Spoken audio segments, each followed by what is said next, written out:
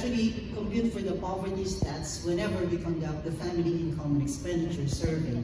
And all the questions there pertain to the family.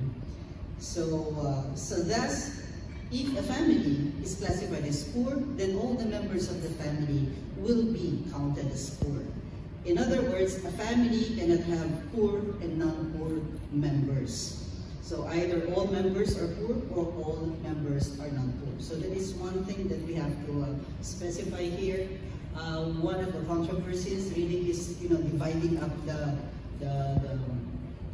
threshold on a per capita, per person per day. So it has to be in terms of the family. Now, what we want as well, when we say that, we want actually to reduce poverty incidence as measured by the same metric. So this one, let's say, just for illustration purposes, so you have here, let's say, a frequency distribution. And let's say that Z is actually the poverty line. And then you have on the x-axis the per capita incomes, and then on the y is your frequency.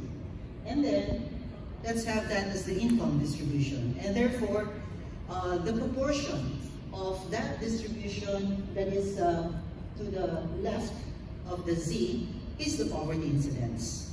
Now, in terms of our topic right now, there is that 9, let's say, an M, representing the cutoff for the middle class. So probably anywhere in between Z and M would be the middle class. Now what we want to achieve is really, what do you call that? It's really shifting that distribution towards the right of that Z.